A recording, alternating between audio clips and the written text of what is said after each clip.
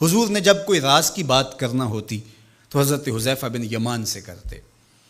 تو فرماتے ہیں کہ میں چونکہ حضور کے ساتھ نماز نہیں پڑھ سکا تھا، کافی وقت گزر گیا، تو ماں نے مجھے اجازت دی حضور کی خدمت میں حاضر ہونے کی۔ اس شرط پہ ماں نے چھٹی دے دی کہ حضور سے جا کے میرے لیے بھی اور اپنے لیے بھی مغفرت کی دعا کروانا، چونکہ صحابہ کی شدید آرزو ہوتی تھی کہ حضور کے ہاتھ اٹھ جائے۔ انہیں پتہ تھا کہ یہ ہاتھ اٹھ جائے تو باب اجابت تک پہنچتے ہیں، پھر خالی نہیں موڑے جاتے۔ تو کہا کہ حضور سے میرے لیے اور اپنے لیے مغفرت کی دعا کروانا۔ ماں نے اجازت دے دی تو یہ حضور کی خدمت میں آئے۔ کہتے ہیں میں نے مغرب کی نماز پڑھی اور سلام پھرا تو میرے دل میں تھا کہ حضور سے ملوں اور کہوں کہ حضور میرے لیے، میری ماں کے لیے مغفرت کی دعا کر دیجئے، لیکن حضور نوافل میں ایسے مشغول ہوئے کہ مجھے موقع نہ مل پایا، حتیٰ کہ عشاء کا وقت ہو گیا۔ عشاء کی اذان پکاری جانے لگی، حضور نے نماز عشاء پڑھائی، سلام پھرا تو میرے دل میں تھا کہ ماں نے جاتے ہی پوچھنا ہے کہ دعا کروائی تھی تو کیا جواب دوں گا۔ مغرب کی نماز کی چھٹی ملی، عشاء بھی ہو گئی اور میں عرض نہیں کر سکا۔ تو میں ابھی سوچ ہی رہا تھا کہ حضور حجرہ انور کی طرف بڑھ گئے۔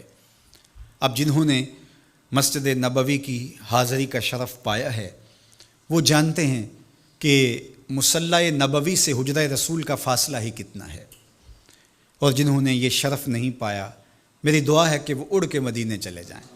سچی بات ہے، جس نے وہ شہر نہیں دیکھا اس نے کچھ بھی نہیں دیکھا۔ جنوں ویکھ کے اکھیاں ٹھر دیاں نے، جنوں ویکھ کے ٹھر دا سینہ ہے، ربا تیری ساری خدائی وچوں بس اکو شہر مدینہ ہے۔ آج اس وقت پوری دنیا کے اوپر جو وبا پھیلی ہے اس کی وجہ سے جہاں اور بہت ساری چیزیں ہمارے لیے اذیت اور دکھ کا ذریعہ ہیں، وہاں ایک بہت بڑا دکھ ہے کہ مسجد نبوی کے دروازے بھی بند ہیں۔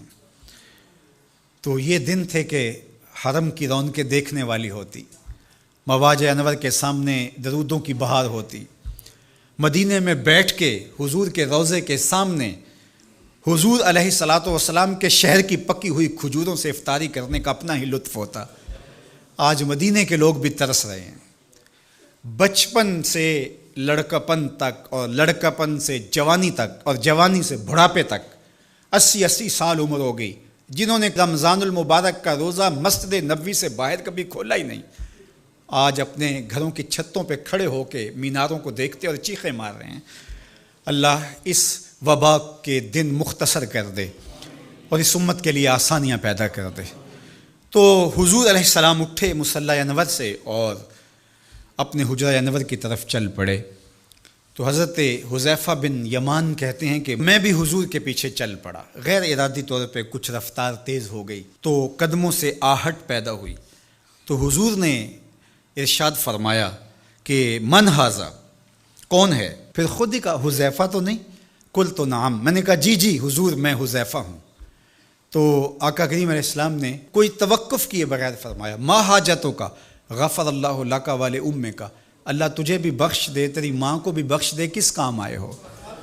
اب حذیفہ بن یمان کہتے ہیں جو کام تھا وہ تو جنبش لب سے پہلے ہو گیا، یہاں تو لفظوں کا سہارا نہیں لینا پڑتا، وہ بند لبوں کی بولیاں سمجھتے ہیں۔ تو کہتے ہیں کہ جو حاجت تھی وہ تو پوری ہو گئی، یہی تو کہنا تھا کہ حضور میرے لیے اور میری ماں کے لیے مغفرت کی دعا کیجیے۔ پھر حضور نے ارشاد فرمایا قال ان ھذا ملک لم ینزل الارض قط قبل ھذہ اللیلہ، اے حذیفہ یہ فرشتہ ہے جو اس رات سے پہلے زمین پر کبھی نہیں آیا، یہ پہلی مرتبہ آیا ہے۔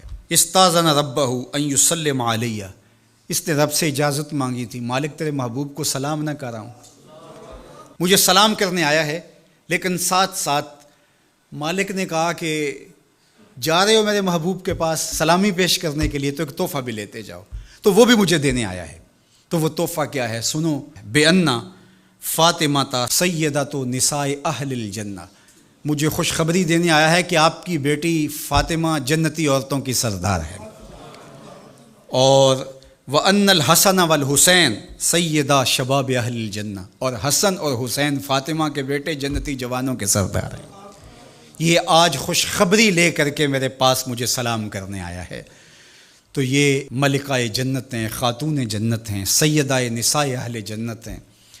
کہتے ہیں کہ جب حضور علیہ الصلاۃ والسلام کو سیدہ فاطمہ الزہرا رضی اللہ تعالی عنہا کوئی بات کرتی تھیں تو حضور ان کی بات کو نہیں ٹالتے تھے، ان کی بات مان لیتے تھے۔